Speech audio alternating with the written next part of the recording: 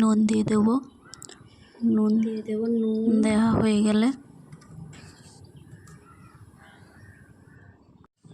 ময়নের মধ্যে সাদা তেল দিয়ে দেবো। ভালোভাবে মাখিয়ে নেব।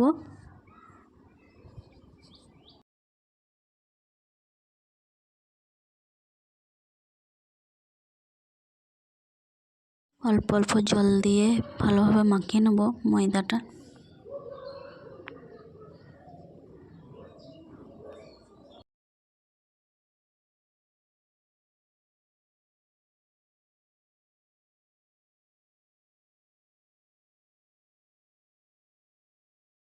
ময়দা মাখানো হয়ে গেছে, এবার লিচি কেটে নেব ছোট ছোট করে।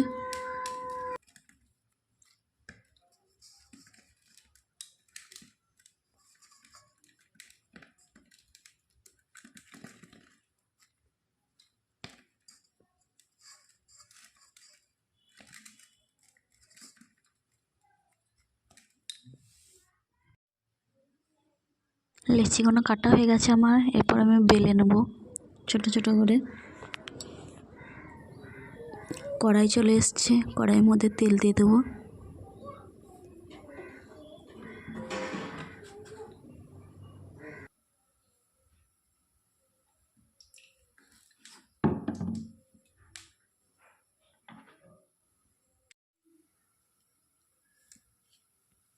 তেল গরম হয়ে গেছে, এর মধ্যে লুচিটা দিয়ে দেবো একে একে।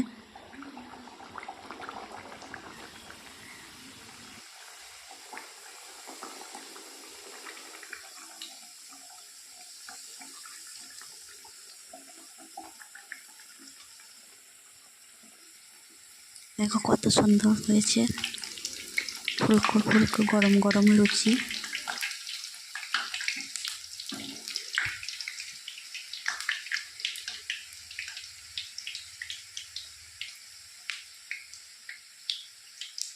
এইভাবে সব লুচিগুলো ভেজে নেব।